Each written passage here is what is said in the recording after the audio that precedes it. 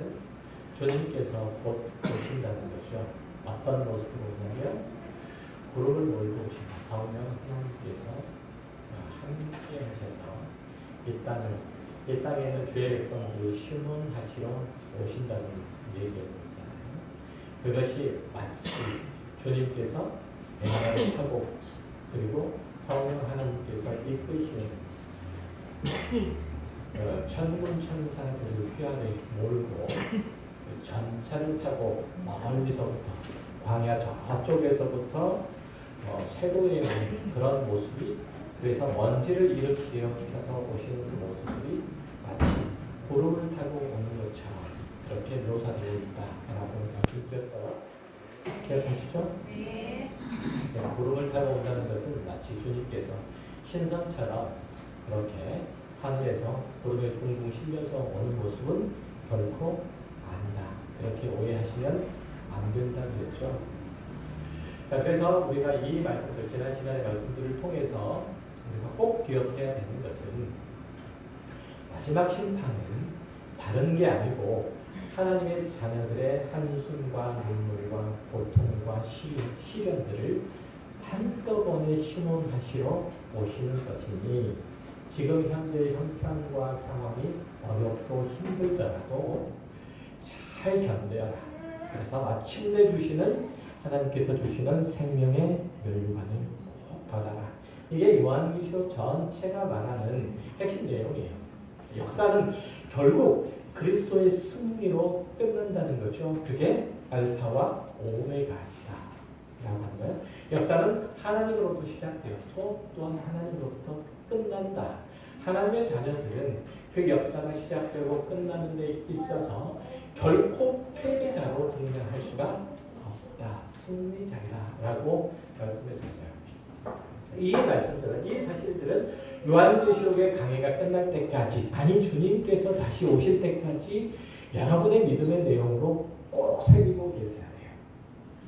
바로 이러한 예들 속에서 오늘 본문에 접근을 해보면 요한은 예수를 믿고 그 복음을 증거하고 로마 제국의 삶의 방식에 따르지 않는다는 이유로 담보라는 섬에 갇히게 되죠. 유배되게 돼요. 이 섬은 영화 파피용에 나오는 섬처럼 작거나 열악한 환경이 아니었죠. 바퀴벌레가 나오고 그리고 쥐들이 득실거리는 그런 환경이라고 생각하시면 안 돼요. 울릉도 절반만큼한 그런 크기의 초등교육기관, 김나지움이라고 하는 곳도 두 군데가 있었고 또 아드리테스 신전도 역시 있었어요. 그러니까 교육적인 면에서도 그리고 그들이 살아가는 문화, 생활 환경 면에 있어서도 그렇게 큰 불편함은 없었죠. 요한은 이 선 광산에서 노역을 했지만 그럼에도 불구하고 비교적 자유로운 생활을 할 수 있었고 그리고 그 유배 생활 자체가 그렇게 긴 시간도 아니었어요. 그는 도미티아누스 황제 때 유배가 되었다가 그가 죽은 후에 96년에 사면되어서 그곳에서 나오게 됐죠. 요한이 처한 상황과 그리고 그 배경을 이렇게 설명하는 이유는 그가 겪은 고난의 순간들을 여러분의 삶의 상황들과 너무 동떨어진 곳으로 그렇게 밀쳐놓지 않았으면 하는 마음에서 그런 거예요.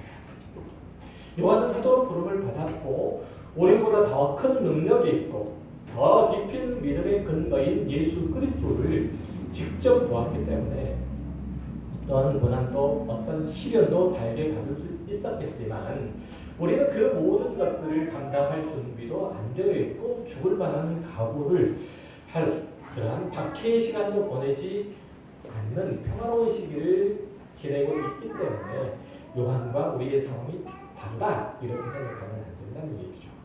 요한이 유배를 당한 이유는 하나님의 말씀과 예수 그리스도를 증언하는 삶을 살았기 때문이에요. 우리도 동일한 의무, 동일한 사명을 받고 있죠. 로마 당국은 그를 사회 불순분자 혹은 사회 부적응자로 여겨서 주류 사회로부터 몰아내게 된 게 바로 그의 유배 생활이에요.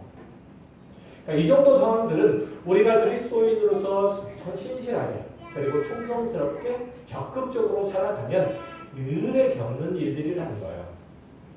왜냐하면 나는 예수를 믿습니다라는 그런 고백은 누구나 그리스도 예수 안에 있고 어린 양으로서 오신 그의 삶에 동참하고 있기 때문이에요. 오늘 본문에서 9절에서 요한이 자신을 소개할 때, 교회에 소개할 때 너의 형제요 예수 그리스도의 환난과 나라와 참음에 동참하는 자라고 그렇게 말합니다. 요한은 초대교회 당시의 성도들에게 형제라고 호칭한 것은 모든 시대, 모든 교회의 성도들에게 지칭하는 것과 사실은 똑같아요. 다시 말해서 모든 그리스도인은 자신의 삶의 현실 가운데서 환난과 참음이 요구된다는 사실이에요. 여기 연이어서 나오는 환난과 나라와 참음은 따로따로 구분해서 분리해서 생각할 거구가 아니라 한 덩어리예요. 그러니까 이게 이제 문학적인 그 영어로 보면 ABA 샌드위치 구조로 그렇게 구성되어 있어요. 그러니까 나라는 당연히 여기서 뭐죠? 나라는 뭐예요? 이 정도쯤은 알아야 되잖아요. 이제 우리 하나님의 나라, 그죠? 하나님의 나라고 천국을 말하는 거고 그 나라에 참여돼서 그 나라를 사는 자는 한편에서는 환난을, 한편에서는 인내를 그렇게 잘 지켜내어 그 나라를 살아야 함을 말하고 있는 거예요. 그러니까 하나님의 나라를 살아가는 자는 한편에서는 뭘 겪고요? 환난을 겪고 또 다른 한편은 그 환난에 대한 인내를 요구하고 있다는 사실이에요. 이게 한 덩어리예요. 그러니까 하나님의 나라를 산다 그러면 모두 함께 생각한다고요? 환난과 인내도 함께 생각해야 되는 거예요. 이해되셨죠? 그러니까 그 길 과정, 이 길 과정들은 반드시 하나님의 나라를 살아가는 사람, 천국인을 친 사람, 그리스도인들은 반드시 그 과정을 통과해야만 완성된 나라에 들어갈 수 있어요. 그러니까 지금 하나님의 나라를 살아가지 않는 자, 이게 장차 영원히 임하는 하나님의 나라 속에 들어갈 수 있다, 없다? 없다. 왜? 지금 임한 하나님의 나라와 장차 임할 하나님의 나라는 연장선상에 있기 때문에 그래요. 이해되셨어요? 연장선상에 있어요. 우리가 오해하지 말아야 될 것은 여러분이 하나님의 나라에 들어가려면 그 조건으로서 환난을 견디라는 말이 아니에요. 물론 그것도 전혀 배제할 수는 없겠지만 그것보다는 하나님의 나라에 들어와 있는 사람들은 환난에 휩싸일 수밖에 없음을 지적하는 거예요. 자 보세요. 하나님의 나라가 이 땅에 와 있습니까? 안 와 있습니까? 와 있죠. 하나님의 나라는 이 땅에 와 있어요. 하나님의 나라는 우리 그리스도인들이 죽어야만 가는 나라가 아니라 하나님의 다스림, 하나님의 통치가 임하는 영역을 말하는 거잖아요. 그렇죠? 하나님의 나라는 하나님의 통치가 임하는 영역이에요. 그렇기 때문에 여러분이 하나님의 말씀과 명령에 순종하고 산다면 바로 그것이 하나님의 나라가 임하는 곳이고 여러분이 하나님의 나라 안에 들어와 있는 거예요. 그런데 그 나라는 이 땅에 침투해 온다는 표현을 성경에서 자꾸만 쓰고 있단 말이죠. 이 세상에 하나님의 나라가 침투해 들어오는 거예요. 마태복음 4장 17절에 보면 이때부터 예수께서 비로소 전파하여 이르시되 회개하라 천국이 가까웠느니라 하시더라. 갈릴리 해변에 다니시다가 두 형제 베드로라 하는 시몬과 그의 형제 안드레가 바다에 금을 던지는 것을 보시니 그들은 어부라 말씀하시되 날 따라오라 내가 너희를 사람을 낚는 어부가 되게 하리라 하시니 그들이 곧 그물을 버려두고 예수를 따르니라. 여기서 천국이 가까이 왔다라는 표현은 예수 그리스도의 오심으로 천국이 이 땅에 세워졌다, 침투되어 있다는 그런 뜻이고 그의 제자들 베드로와 안드레 등을 부르는 이런 것들도 하나님의 나라의 시민들을 초청하는 초대하는 장면이에요. 단순히 예수를 따르는 무리를 그가 세운 것이 아니고 이해되셨죠? 그런데 이 하나님의 나라는 이 세상 나라와 반드시 대척점, 서로 대척점에 있기 때문에 필연적으로 싸울 수밖에 없어요. 갈등 구조를 가질 수밖에 없어요. 그러면 당연히 이 세상은 공수병고를 발령할 거고 싸울 준비 대서를 할 거예요. 하나님의 나라가 튀투이 들어왔으니까. 그렇죠? 그러니까 적을 탐색을 하겠죠. 다른 한편 하나님의 나라의 군대들, 군사들은 이 땅 곳곳에서 흩어져 자기가 가지고 있는 무기와 그리고 사명을 가지고 이 세상에 하나님의 나라를 자꾸만 세워갈 거예요. 그러니까 한편으로는 악의 대항을 하겠죠. 세상은 그런 하나님의 나라를 군사들을 색출하는 작업들을 하겠죠. 자기와 다르니까. 공격하죠. 큰 상처를 입히거나 세상으로부터 격리하거나 심지어는 죽여서 그 뿌리를 뽑으려고 할 거예요. 그러니까 이 세상에서 하나님의 나라를 자꾸만 퇴출시키려고 할 거예요. 그렇죠? 질이 다르니까 본질이 다르니까 그렇게 되죠. 그런 일련의 전투가 그리스도인들이 살아가는 삶의 현장에 늘 있기 마련이라는 거예요. 그런데 이 전투에서 사용되는 그리스도인의 무기는 뭐다? 세상이 우리에게 대적해오는 그런 무기와 같지 않다. 육체에 속한 것이 아니다. 고린도후서 10장 4절에서 뭐라죠? 우리의 싸우는 무기는 육신에 속한 것이 아니요 오직 견고한 진도 무너뜨리는 하나님의 능력이라. 이 모든 이론을 무너뜨리며 하나님을 아는 것을 대적하여 높아진 것을 다 무너뜨리고 모든 생각을 사로잡아 그리스도에게 복종하게 하니. 우리가 세상과 싸우는 무기들은 하나님의 능력이라는 거죠. 다시 말해서 하나님께 대한 신실한 믿음과 진리의 말씀과 그 말씀에 대한 순종으로 말미암은 성령의 이기시는 능력으로 우리는 싸우는 거예요. 뭘로 싸운다고요? 말씀과 그리고 그 말씀에 대한 하나님에 대한 신실한 믿음으로 함께 하시는 성령의 능력으로 우리는 싸워요. 그러니까 이것들은 세상의 권세를 잡은 자들이 사용하는 것과 같지 않기 때문에 그들이 사용하는 성공 방정식과 승리의 방정식을 따르지 않기 때문에 일반 사람들의 생각과 의식 속에서 보면 늘 밀리는 것 같다는 거죠. 늘 치는 것 같아요. 우리 그리스도인들이 그들에게 망하는 것 같이 보이고 죽는 것처럼 보인다는 거죠. 구체적으로 이 서신의 수신자인 소아시아의 소교의 성도들에게 이 환난은 무엇으로 나타났냐면 유배, 추방, 투옥, 사회적인 배척, 가난, 착취, 폭력, 위협 이런 것들로 나타났단 말이죠. 세상이 우리에게 싸우려고 덤비는 무기들은 그런 것들이에요. 그러니까, 이런 것들은 우리가 살아가는, 우리 그리스도인들이 살아가는 현실적인 조건과 환경 속에서 비슷한 양상으로 나타나죠. 예수 믿는 자들이 모두가 그래서 예외 없이 참음과 환난 가운데 동참할 수밖에 없다는 거예요. 그 나라에 들어왔다는 것은, 그 나라를 살아간다는 것은 세상과 거스르는 일들이기 때문에 세상의 눈으로 볼 때는 저건 적이에요. 원수예요. 그러면 당연히 세상과 마찰, 싸움, 충돌 이런 것들이 일어날 수밖에 없다는 거예요. 운 좋으면 환난이 없고 운 나쁘면 환난이 일어나고 신앙생활을 잘하면 환난이 없고 맨날 농땡이 부리면 환난이 쓰나미처럼 밀려오고 이런 운이나 우상과 같은 인과응보와 같은 그러한 의식 속에서 우리는 그 환난을 이기해서는 결코 안 돼요. 잘 따라오고 계시는 거예요. 네. 자, 우리의 이해를 높이기 위해서 조금 더 시각을 바꾸어 볼게요. 본문 구절에 보면 예수의라고 번역된 구절이 있잖아요. 예수의 환난, 그죠? 나라, 참음 이렇게 되어 있죠. 이때 이 예수의라고 하는 그 번역된 구절, 헬라어 원문을 보면 엔 크리스토예요. 엔은 헬라어 전치사인데 영어로 따지면 인하고 똑같아요. 인. 그러니까 예수 안에서, 예수 안에 있는 이라는 거예요. 그러니까 모든 그리스도인은 예수를 믿기 때문에 필연적으로 그 환난과 참음에 동참하게 된다는 거예요. 우리가 예수 안에 있기 때문에 지금도 예수 안에 있기 때문에 한번 생각 한번 해보세요. 예수라는, 지금 우리가 이해를 쉽게 하기 위해서 하는 거예요.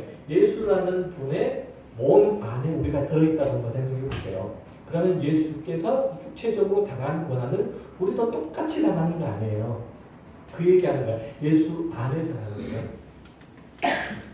그러니까 예수 그리스도와 연합한 자는 당연히 그에게 주어진 모든 것들을 그와 더불어 누리고 나눈다는 거죠. 먼저는 환난과 시련일 것이고 그 다음에는 영광과 칭찬일 거예요. 같이 가요. 환난과 시련만 있는 것이 아니고 참음만 있는 것이 아니라 영광과 칭찬도 반드시 그 뒤에 있어요. 로마서 6장 3절에 보면 무릇 그리스도 예수와 합하여 세례를 받은 우리는 그의 죽으심과 합하여 세례를 받은 줄 알지 못하느냐. 그러므로 우리가 그의 죽으심과 합하여 세례를 받음으로 그와 함께 장사되었나니 이는 아버지의 영광으로 말미암아 그리스도를 죽은 자 가운데서 살리심과 같이 우리로 또한 새 생명 가운데 행하게 하려 하심이라. 만일 우리가 그의 죽으심과 같은 모양으로 연합한 자가 되었으면 또한 그의 부활과 같은 모양으로 연합한 자도 되리라. 모든 성도는 그리스도와 함께 합해서 장사가 되고 그가 다시 살리심을 받음으로써 우리도 부활했다는 거예요. 우리에게 부활 생명이 있다는 거예요. 언제? 장차 아니면 지금? 지금 우리는 부활을 살아가고 있는 거예요. 아시겠죠? 부활은 장차 임하는 것이 아니라 이미 우리 가운데 임했고 그래서 우리는 새로운 생명, 부활한 새로운 생명으로 살아가는 거예요. 오라, 우리가 새롭게 되었다. 새 사람이 이렇게 말하잖아요. 예배소서 5장에서 그 얘기를 하고 있는 거예요. 그러니까 우리는 분명히 하나님께서 우리가 예수 그리스도를 믿음으로 그분 안에다가 우리를 집어넣으셨다는 거죠. 그래서 예수를 통해서 우리를 보세요. 늘 하나님께서는 우리를 그냥 보시는 법이 없어요. 항상 예수를 통해서 보시는 거예요. 그러니까 우리는 분명히 십자가에 못 박혀지지 않았고 죽지도 않았어요. 그런데 그렇게 대속의 죽음을 이루신 예수 그리스도를 통해서 우리를 보시는 거죠. 그래서 로마서 6장 8절 이하에서는 사도 바울이 이렇게 선언해요. 만일 우리가 그리스도와 함께 죽었으면 또한 그와 함께 살 줄을 믿노니 이는 그리스도께서 죽은 자 가운데서 살아나셨으면 다시 죽지 아니하시고 사망이 다시 그를 주장하지 못할 줄을 알미로라. 그가 죽으심은 죄에 대하여 단번에 죽으시며 그가 살아계심은 하나님께 대하여 살아계심니 이와 같이 너희도 너희 자신의 죄에 대하여 죽은 자로 그리스도 예수 안에서 하나님께 대하여는 살아있는 자로 여길지어다. 자, 우리 성도들은 예수 그리스도 안에 있기 때문에 그의 환난과 시련과 십자가는 당연히 우리의 것으로 여겨져야 된다는 거죠. 예수님께서 마귀의 시험을 이기고 이 땅에서의 하나님의 통치를 따라 그 나라를, 하나님의 나라를 살아가셨기 때문에 그분에게 엄청난 핍박과 조롱과 시련이, 환난이 엄습해왔죠. 그리고 마침내 발가벗겨진 채로 십자가에 달리셨어요. 마찬가지로 그분 안에 있는 모든 그리스도인도 주님께서 겪은 현실의 직면에 있다는 사실이에요. 이걸 잊어버리시면 안 돼요. 예수님이 그랬던 것처럼 이 환난을 신실하게 견딜 때만 하나님의 나라의 통치가 시작되고 또 지속되기 때문에 결코 물러서서는 안 돼요. 우리가 하나님의 나라를 살아가려고 하면 반드시 뭐가 따른다고요? 환난이 따르는 거예요. 그러니까 여기에 물러서면 안 되죠. 물러서서 두려워해서 물러서게 되면 하나님의 통치를 우리 안에서 이룰 수가 없게 되죠. 이해되세요? 그렇게 되는 거예요. 그러니까 만약에 그것이 두렵고 힘들고 이래서 피하게 되면 하나님의 나라에서의 왕적인 통치는 없어요. 왜냐하면 현재 예수와 더불어 왕노릇하면 필연적으로 찾아오는 것들이기 때문에 그래요. 예수님께서 왕노릇하심으로 필연적으로 그에게 환난과 다른 인내가 왔던 것처럼 우리가 예수를 따라 왕적인 통치를 하게 되면 우리도 당연히 환난과 그에 따른 인내가 요구된다는 거죠. 왜 이런 사명들을 자꾸만 누려야 되느냐면 여러분이 그리스도인으로서 당연히 가져야 되는 기대와 소망들 그리고 현실 속에서 경험하고 있는 사건들과 그 결과들을 성경의 가르침을 따라서 얼마나 정확하게 이해하고 수용하느냐에 따라서 여러분이 앞으로 하나님의 나라의 기업을 물을 자로서 겪는 환난이나 고통 그리고 그것들을 견뎌내는 과정들을 당연한 것으로 받아들일 수 있기 때문에 그래요.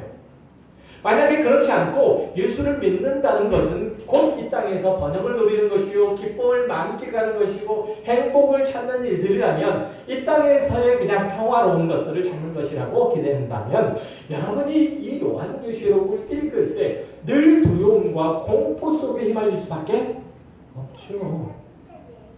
다른 한편에서는 왜 저 목사는 예수를 믿는 것을 기독교 신앙을 갖는 것을 저렇게밖에 설명을 못하는가 이런 강한 반감 내지 짜증이 일어날까요?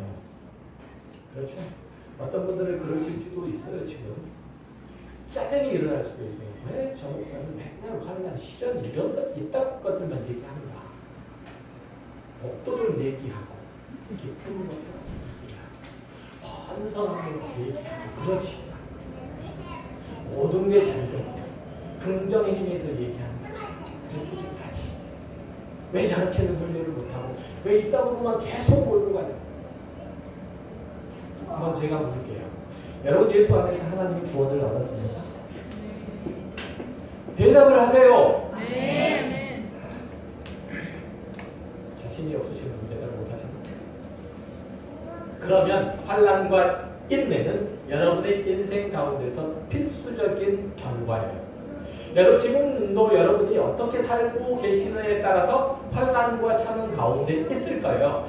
예를 들면 쉽게 얘기를 드릴게요. 성형수술이 널리 퍼져 있는 요즘에 비록 못생겼지만 하나님이 주신 얼굴에 감사하며 당당하게 살아가는 것, 이거 환난을 견디는 거예요. 아멘. 아니에요. 아직 철들지 않는 사춘기 때 치른 이 고등학교 시험 성적, 수능 성적이 평생의 신분을 결정하는 준거가 되는 이 나라에서 자녀를 그 전쟁에 몰아넣어서 희생시키지 않고 하나님의 말씀을 따라서 학창시절을 지내게 하고 좋은 교우관계를 많이 만들어서 그들과 아름다운 청소년 시절의 이야기를 써내려가게 하는 것. 학교 성적에 따라서 친구를 평가하지 않고 하나님의 형상으로서 인간 그 자체를 인정하는 가치관을 심어주는 것. 이거 환난이거든요. 환난이잖아요. 직원들과 함께 열심히 힘써 땀 흘려서 일을 하고 노력해서 얻은 성과를 공정하게 나누고 그렇게 열심히 일을 하는 즐거움과 나누는 기쁨을 주신 하나님께 감사 찬미하는 것, 이것은 그리스도의 나라를 살아가는 환난이에요. 안 그래요? 이렇게 평온한 일요일 오전에 늦게까지 자고 싶은데 교회에 나와서 이 딱딱한 설교를 듣고 있는 것도 정말 환난이잖아요. 그렇죠? 별로 잘못한 것도 없는데 그리스도인이라는 사실 때문에 용서를 빌어야 하고 양보해야 되고 져줘야 되는 것, 세상의 눈치를 보는 것, 그리스도인이라는 사실 때문에 이거 환난이잖아요. 교회에서 일을 맡아서 하는 것들은 다른 이의 짐을 지는 거죠. 또 사람에게 욕을 먹을 각오를 하는 거예요. 오늘 권사님이 오늘부터 저기 앞에 나가서 뭘 하신다고 하면 안내하신다고 했는데 뭘 안내면 혼내주신 모양이에요. 안내? 현금을 안내면 혼내주시는 거예요. 뭔가는 아시죠? 제가 이렇게 썰랍니다. 안내하신다고 그러는데 사실은 이 안내를 하기를 제가 개척교회 시절부터 처음 개척할 때부터 시작해가지고 지금까지 소망하는 말, 누군가가 좀 안내를 좀 해줬으면 좋겠다. 비로소 오늘 실현이 됐습니다.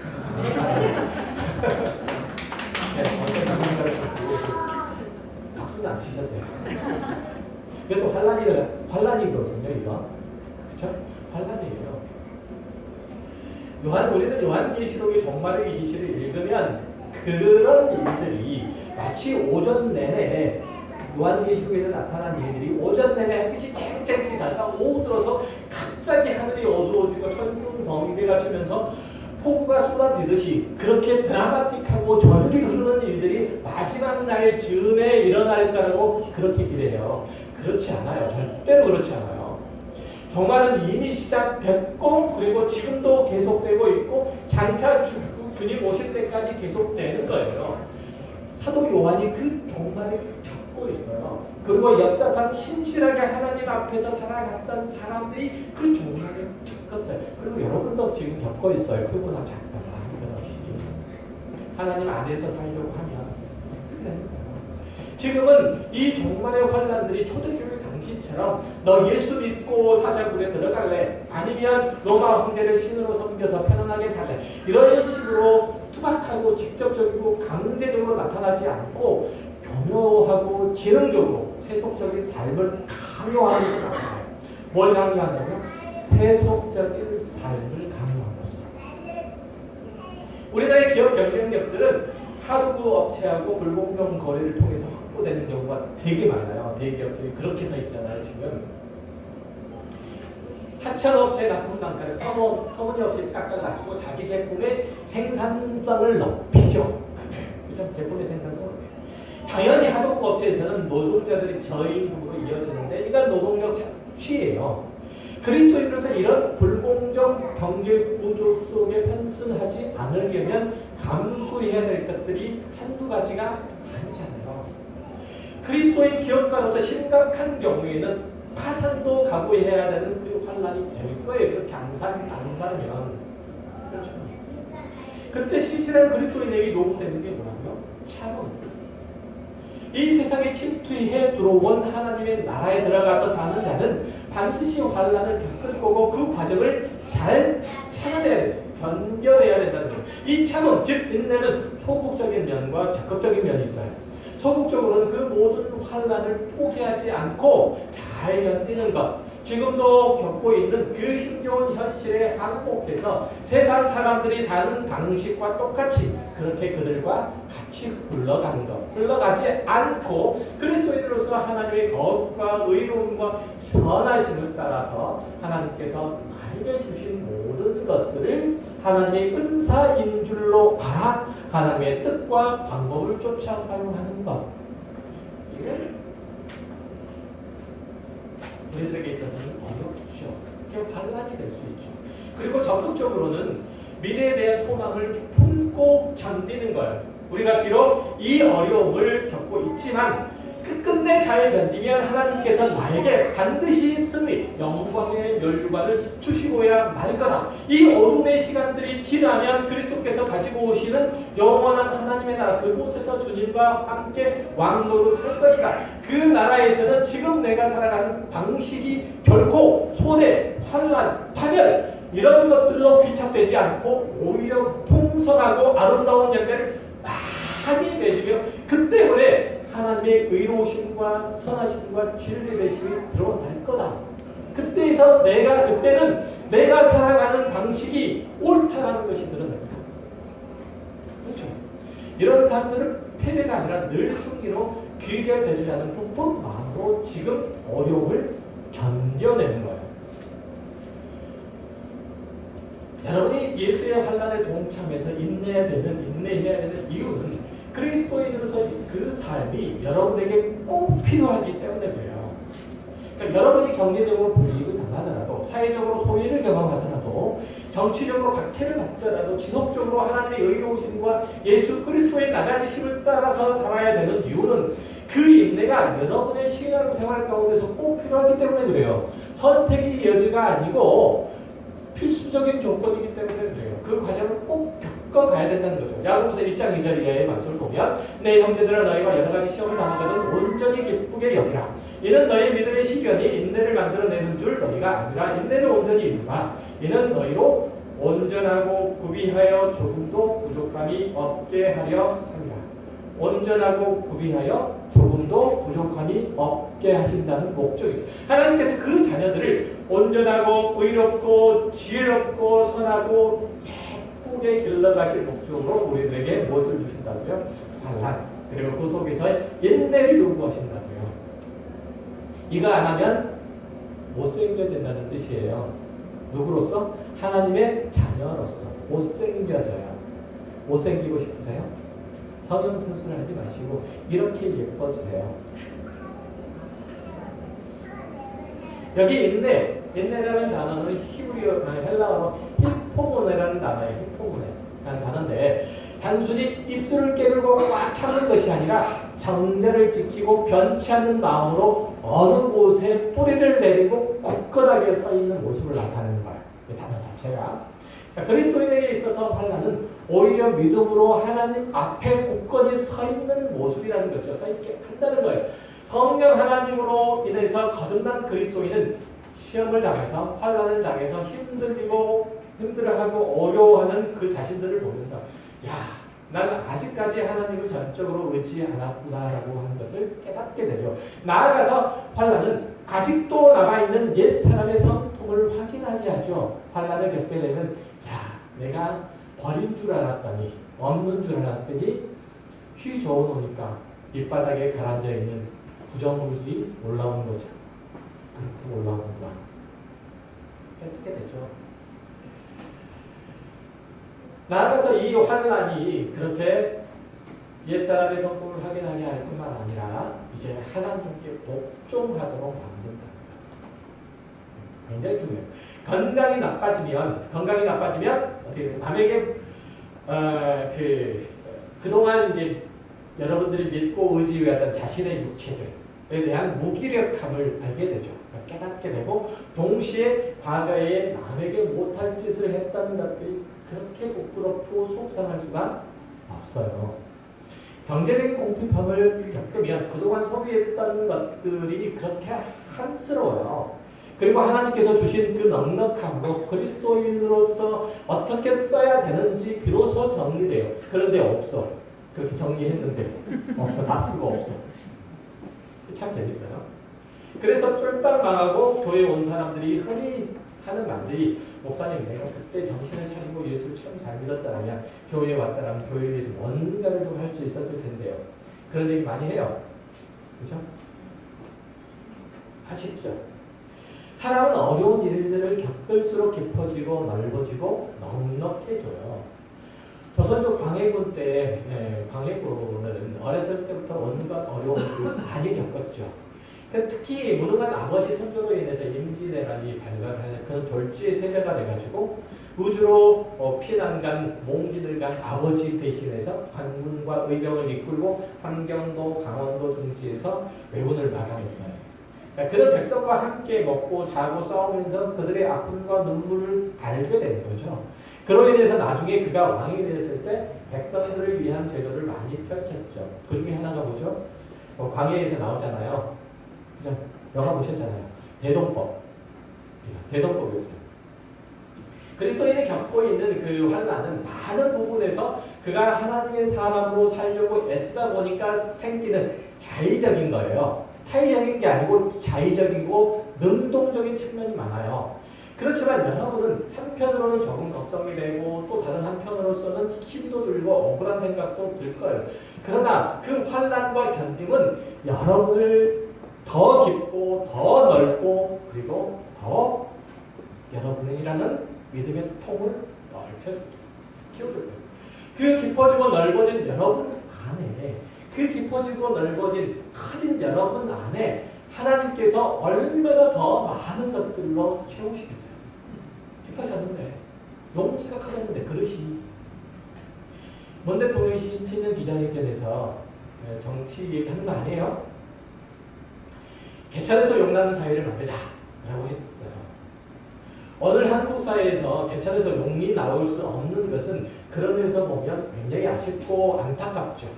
역경을 헤치고 나와서 힘들고 어려운 사람을 마음을 헤아린다거나 그래서 아량을 베풀고 그 역량을 마음껏 발휘하는 사람이 이 사회의 지도층에 있어야 되는데 고생을 모르는 사람 늘 약자를 압제하고 자기들끼리만 배를 불렸던 이들이 사회를 이끌면 그 사회는 거칠고 긴장이 들죠. 그리고 건조해져요.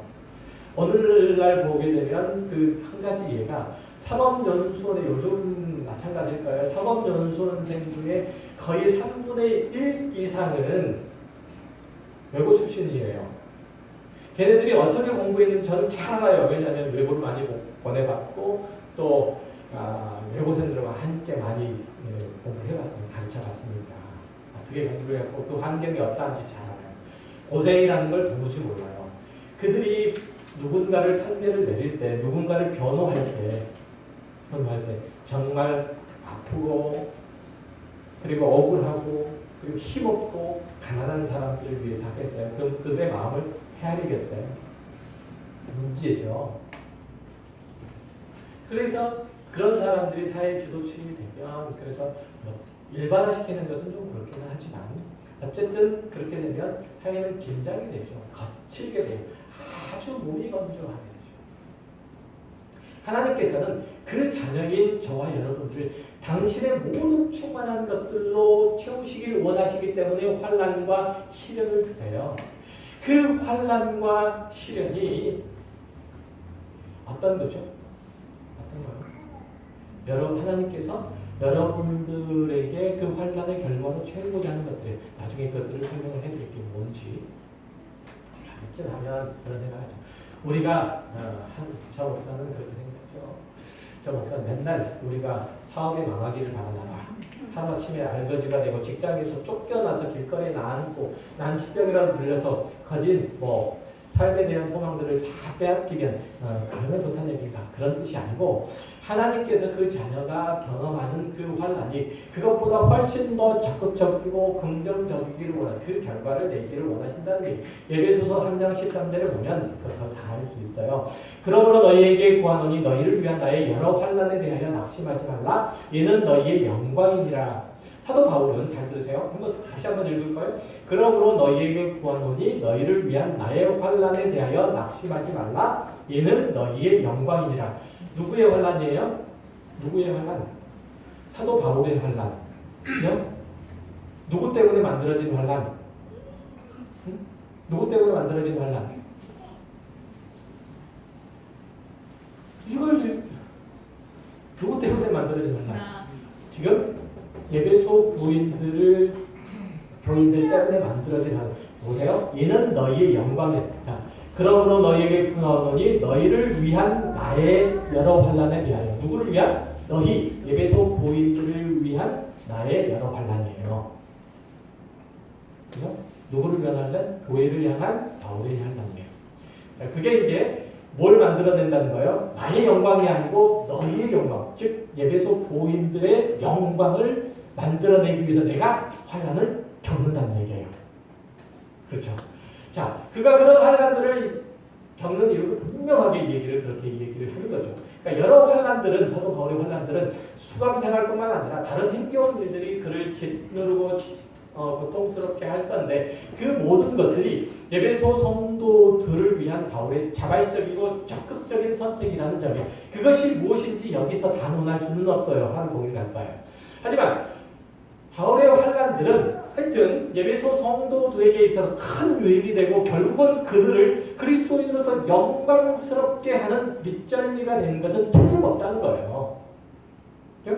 그렇다면 저와 여러분이 겪어야 되는 그 환난들, 시련들 그런 것들도 어쩌다가 운이 없어서 아니면 뭔가 잘못해서 생긴 것들도 있겠지만 그렇게 소극적이고 수동적인 형태보다는 적극적이고 능동적인 그 진리를 따르고 말씀에 순종하다 보니까 생긴 일들을 가만히 한번 생각을 해보세요.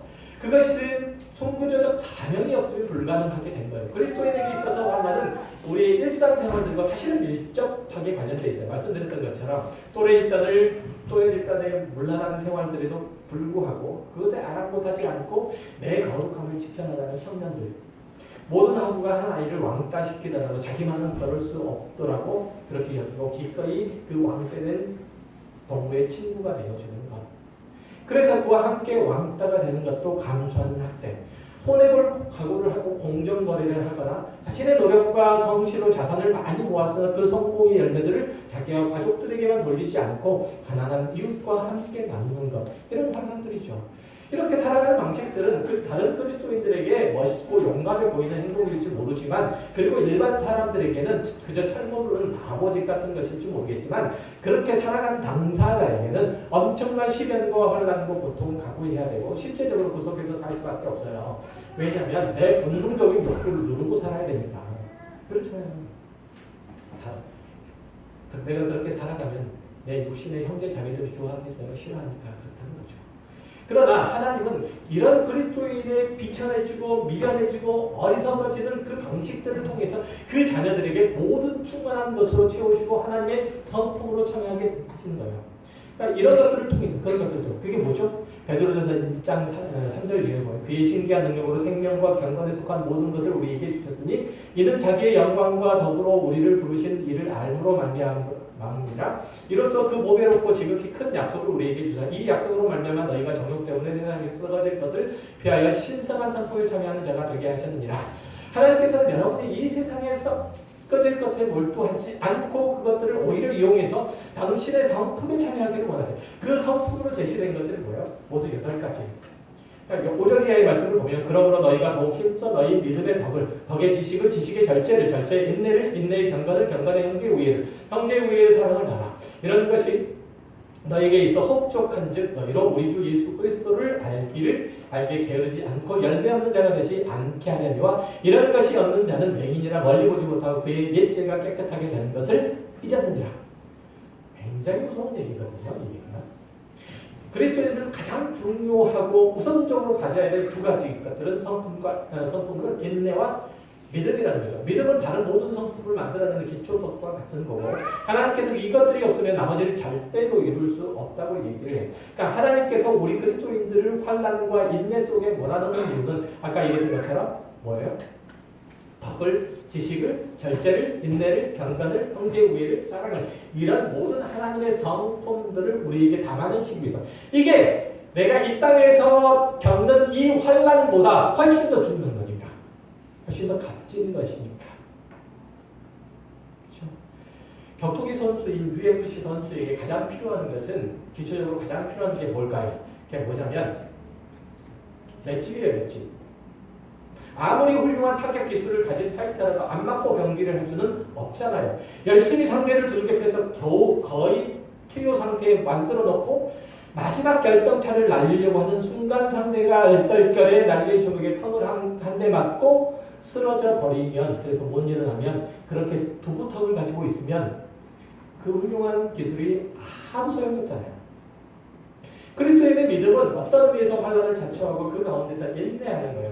세상이 뭐라고 해도 그것을 그 믿음들을 잘 지켜 결국은 사랑의 열매를 맺어야 된다는 거죠. 이것이 그리스도인의 궁극적인 목적지예요. 그러니까 예수님 당시에서나 이전의 유대인들은 그렇게 하나님의 성품을 자신의 삶에 드러내는 것들에 실패를 했죠. 단지 그때 당시 유대인들은 행위로서의 종교 행위로서의 제사 의식 혹은 율법의 준수에 매달리게 됐죠. 유대인들은 하나님께서 허락하신 복과 진리와 사랑과 거룩과 생명에 참여하지 못함으로써 언약 백성의 그 지위를 잃어버렸어요. 결국 하나님께서 보내신 그 아들마저도 죽이려고 하는 어리석고 참남한 짓을 저지르고 만 거예요. 예수의 피를 우리와 우리 자손들에게 돌리라. 이렇게 말했거든요. 대제사장과 서기관들과 바리새인들은 자신들의 세속적인 욕망들 그리고 그 알량한 체면과 비루한 지식들을 위해서 하나님의 은혜와 진리와 생명을 헌신짝처럼 버려버린 거예요. 결국은 그들의 호언처럼 예루살렘은 폐파되죠. 그 거리들은 2000년 동안 세계 곳곳에서 흩어져서 멸시와 천대 속에 살아야 됐고 자신의 목숨마저도 유린당하는 그런 처지에 처해버린 거죠. 그리고 그들이 목숨처럼 아끼고 자부심으로 느꼈던 그 사랑했던 성전 돌 위에 돌 하나도 남지 않고 다 파괴돼서 그 기물들이 로마로 다 실려갔어요.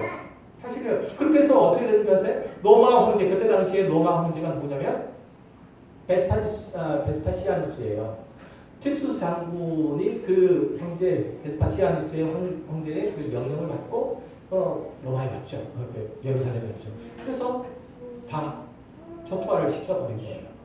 그래서 성전의 기물들이 뭘 만들어주는지 아세요? 로마의 개선문을 만드는 도구로 사용됐다는 거예요. 예루살렘과 그 거민들이 가지고 있었던 모든 재산들을 전리품들로 다 빼앗아간 로마는 그것을 가지고 뭘 만들 줄 아세요? 콜로세움을 만들었어요. 원형 경기장.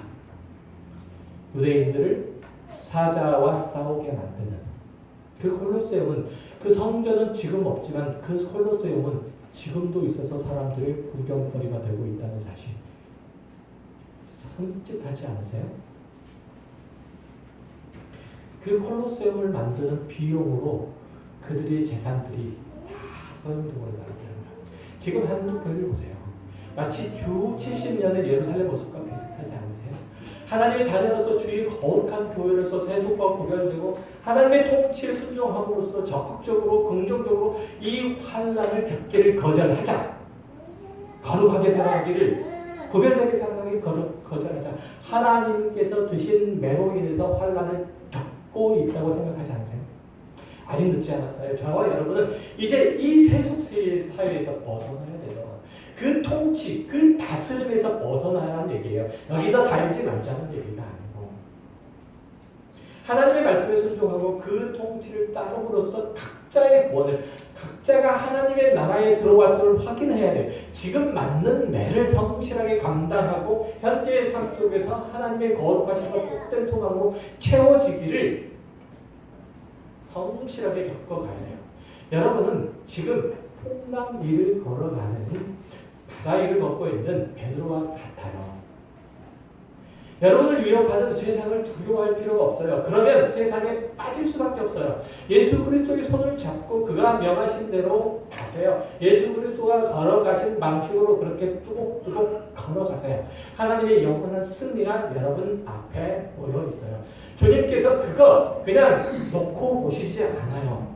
결국은 때는 당장 우리의 것이에요. 승리는. 주님께서 오고 계세요. 지금 우리 그 보고 계신 주님의 나라, 그리스도의 나라에 동참하시길 주의 이름으로 축원합니다. 기도하겠습니다. 하나님 아버지